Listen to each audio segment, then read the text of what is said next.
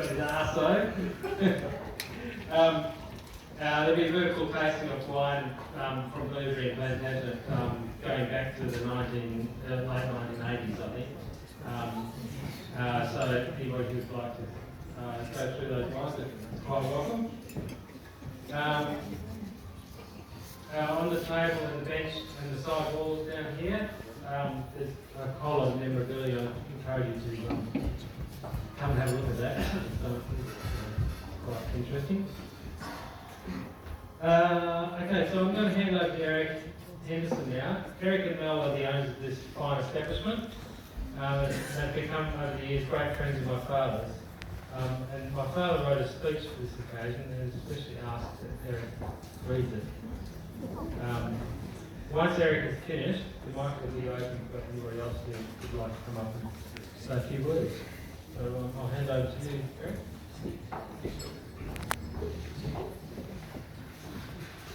Hello everyone, I'd just like to welcome you on behalf of my wife and myself to our property.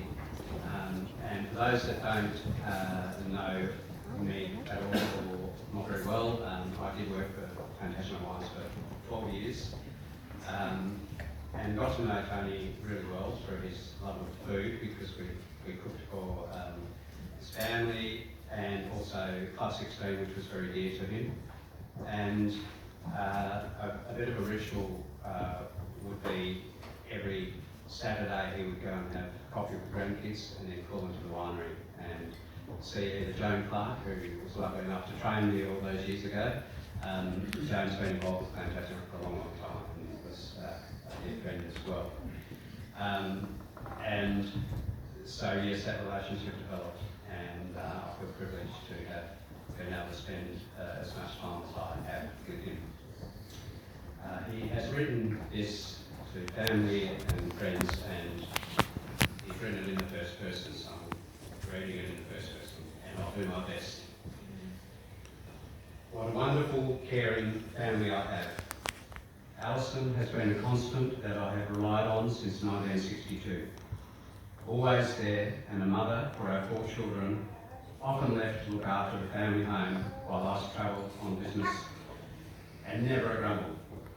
I guess we did have our disagreements from time to time, but I don't remember them ever lasting that long. But I certainly could not have managed without her. I love her so much. Our children were always looking out for us, especially in our latter years, and I'm so proud of the way in which they have grown, developed and matured. Proud too of the 11 grandchildren and all of their achievements. I have had a wonderful and fulfilling life and have enjoyed every moment of it. Of course, there were some challenging moments, most of those in the farming years, in partnership with Meredith Hardy's, but on the whole, there were so many good times. The wine industry years being part of a partnership to start the Great Southern's Pioneer Winery and to manage that business for 40 years was a privilege and led to me being on local, state and federal industry boards, as well as chairing 3 of them, one at each level, which was a real eye-opener. But it helped Plantagenet wines develop much better than it otherwise might have. Brought up in England by caring parents who were strict but fair and loving, given an education at quality boarding schools, followed by 2 years national service, mostly spent in North Africa in the Queen's Bay Cavalry Tanks Regiment.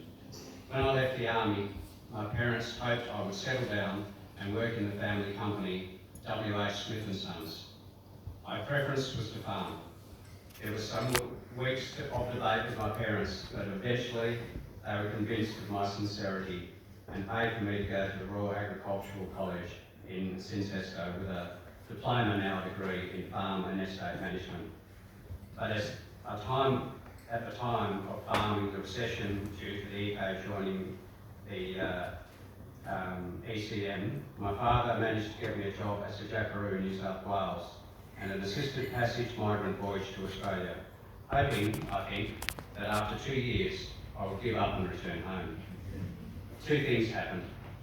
First, I met Alison on the SS Strathmota, and a year after, my Uncle Andy died, leaving me his small estate. I married Alison on February 24th, 1962 in Tasmania, and used Uncle Auntie's inheritance to help buy a farm in Mount Barker, Western Australia. Blueberry Vineyard was planted in 1968, and the rest of our lives were a sequence of events. In 2016, health and age caught up, and we needed to move into town. Alison found us a nice small house overlooking the football fields and an open paddock, which was so much more acceptable than being surrounded by other houses at close quarters. And we were happy there. Blueberry was sold to Edward and Nicola Fidel Blueberry and is in good hands.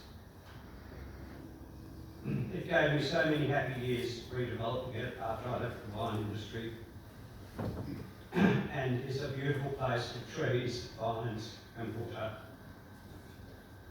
Bless you all for making me and Alison so happy. All of you enjoy your lives to the fullest possible degree. Try and travel the world, especially to visit cousins in the UK on both sides of the family, and not forgetting Helen and family in the USA. Farewell, Father. Thank you. I'll just catch my breath. I've also been given a message from Luke Eckersley. Luke developed quite a close relationship at Plantation of Wines. He was the last winemaker as such, because we all know what's happened, unfortunately, to the winery. I'll read Luke's letter because it is... How long is this going to go for, Harriet? Is this word for word? It pretty much sums up most people's relationship with Tony, I think. So a message from Luke Eckersley. My apologies for not being present at Tony's wake this afternoon. The reason being that I'm doing exactly what Tony would have wanted me to do. Racing, within the speed limit of course, through to Perth to host a wine tasting for 50 people and in essence sell a bottle of passion for the great southern wine region. I've had the privilege over the last 6 years as the last in-situ production winemaker for Plantagenet of receiving weekly visits or check-ins from Tony at the winery in Mount Barker. The intent of these visits, as subtle as it was, quickly became obvious. It was Tony's way of slowly transferring a piece of his love for the wine in this region into me, and I'm eternally grateful that he did. I'm also sure he was slowly trying to convince me to make the wines in the same style as he was in the 80s. Although not directly involved in the winery for the last 17 years, Tony never wavered in his drive and passion for the wines being made in that building. His love for it was as constant as if it were his own child. For me, the conduit of this transfer was through Tony's reserved, informed and well thought out style of communication, and sometimes stubborn opinions. It made him a strong mentoring figure in my life. Tony, in essence, is the grandfather of wine made in this region, and that is how I will always remember him. The other thing Tony gave me was an introduction to a club held very dear to him, Club 16, whose gatherings I was occasionally allowed to attend. It was in these surroundings that Tony's love for friends, family and wine became more clear and perhaps more infectious. Sadly, and with a heavy heart, I will be raising a glass of wine in Perth tonight and drinking to Tony, the grandfather of wine in the Great Southern. And he will be happy to know that his passion for this region of wine will live on in me forevermore. Well done. Thank you. Well done.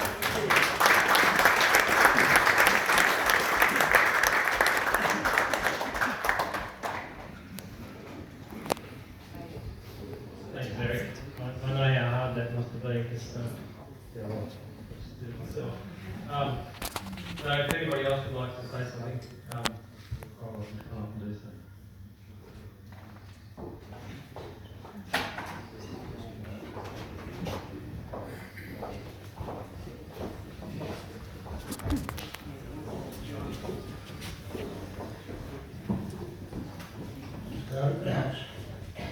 For those of you who are elected, I'm John Waters.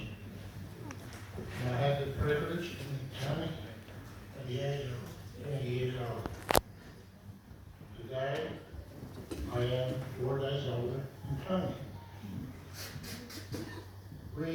were in Apex. I don't know if it still exists, but at the age of 21, you had to leave the group. Tony had hard times, and so did I, being a migrant. I was involved in the building industry, and Tony's wish was to be involved in wine. I told him he was nuts. There's no bloody way at all that vines will grow in this gravelly soil. He said, I'm going to try. So one Sunday morning, I'll never forget, at Calvary, I had the privilege to help him plant some of his first vines. And bought the whole thing. They grew fantastically. He made his first wine in a septic tank. It was a new one, mind you. It was a new one. And he only did that for 3 years, and I said, Tony, give it up. The wine's no good. He said, no, it'll be all right. Then he got barrels. And every one came better. And I bought some of that wine, and I put it away. I started a little cellar with my plantation of wines. And over the years, I've continued that. But that lot that I bought about 5 years after starting, it was okay, it wasn't special, and I bought better wines than that. And I put this wine away. And so it happened that at least 10 years went by. When I opened one, I had a wonderful, wonderful surprise. Cab Sav from Plantation, a grown, matured, tasted wonderful. So I told Tony, you drink that bloody wine too early, mate. Oh, yeah, okay. And then I did the same again when I was 15 years old. And I did the same again when I was 20 years old. And I never had a gut bottle of Cab Sav that was younger than 20 years old. My message to you today, as far as the wine is concerned, don't drink your red wines at least 5 years old. Let it grow, let it mature, let it breathe. Okay, that's enough from the wine. Tony grew, I grew, I started building business with my father, and he carried on. And there was always a line, he always told me and helped me to make decisions. Perhaps some of my advice didn't be followed, I think he did. And not much more I can say, it's just that this excitement of knowing Tony. And also, in being a member of Club 16, and I was one of the early members, Sam was in, and Mark was in 7 months. And that's where at Club 16 we had our great dinners, we had a great judge, and we had to have the best wine we could find. Tony at the dinner was always excited for people to tell him what they discovered, what they found. We had one gentleman who really got excited and really bought this good wine. And he said, Tony, what do you think of this wine? And Tony said, we've got to open it. So he opened it. Tony took a sip and put it down and said nothing. And the guy said, what? And Tony said, well, I've got to be honest with you. It's a very bad wine. Oh. That guy today drinks the best wine you can buy. Because he learned the difference between good wine and bad wine. That is Club 16. As far as my memories in Club 16 that I got here today, they're very sorry they couldn't make it come because of commitments. They wanted to come. Their wife wanted to come. But seeing all these other for him in his memory, I salute you all. I say farewell, best friends. And may we all live the example of what you have taught us. Thank you.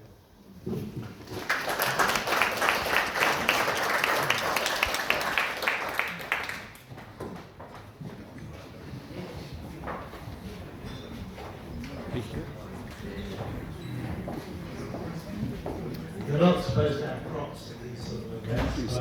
My hips. I've also got a supporter here. Come on. The first thing she said to me today is I'm not allowed to go on too long, so I won't bore you too long. On Wednesday of this week, 2 days ago, by chance we had a field day organised with the Department of Industry, Primary Industry, Denmark River catchment area, soil testing. 35 people turned up. Many of them had been to Bouverie before. It was a great day. We were learning how to do soil testing because we're mapping the runoff and the threat to Wilson's Inlet with the over-fertilisation.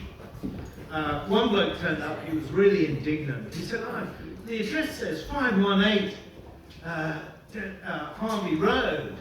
Why didn't they just say Tony's place? Yeah.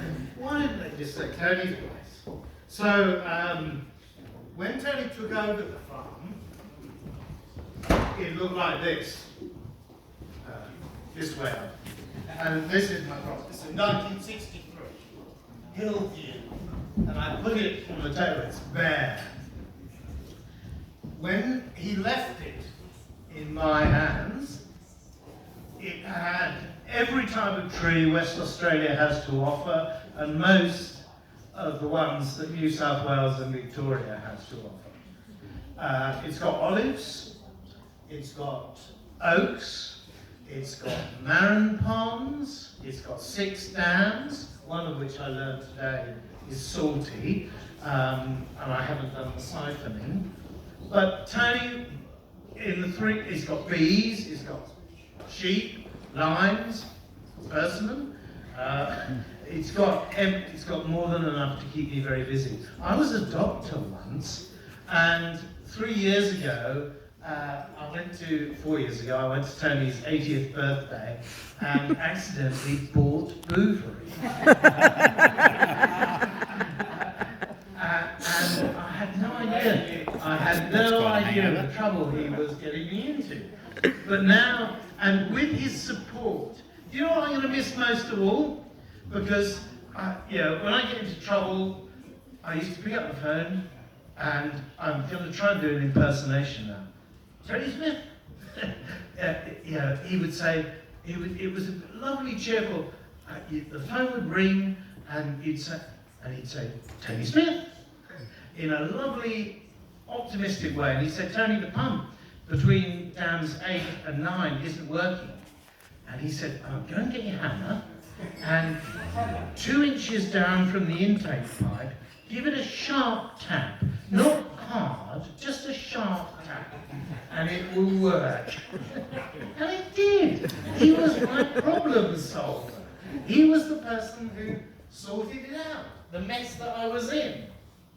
So Marcus Tullius Cicero said, long life is denied us. Therefore, let us do something to show that we have lived. That was before Tony owned Bouverie, and this is after Tony owned Bouverie. And the two are spectacular contrasts. The man was forward-thinking. He would have loved the field day. He would have been intrigued to see the drones and the Zoom meeting that attributed it. And it is my privilege and honour, and Nicola's privilege and honour, isn't it, Nicola, to take on some of the responsibilities that he has left us. So I'm going to finish now. Yes. Okay. I'm going to finish with a farmer's toast that I offer to you all. Now, I'm not going to do family toast. No, I'm not going to do family toast. Okay. So I ought to explain that my father and Tony were first cousins. Tony was 8 at the end of the war.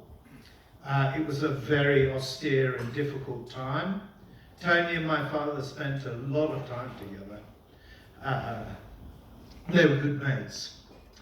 And when I came to Australia in 1984, my father rang me up and said, "Oh, I've got a cousin who lives in Western Australia. He's really sound, really good man, really polite. He'll pick you up from the airport. He lives in a place called Mount Barker." But anyhow, that generation were resilient, they were courageous, they had fortitude, they were brave, they took risks. Some of them didn't come off, but they lived a full life. So I'm just going to get my glass. Where's yours? Let the wealthy and great roll in splendour and state. I envy them not, I declare it. I eat my own lamb, my own chickens and ham. I shear my own fleece and I wear it. I have lawns, I have bowers, I have fruits, I have flowers. The lark is my morning alarmer. So jolly boys now, here's Godspeed the plough. Long life and success to the farmer.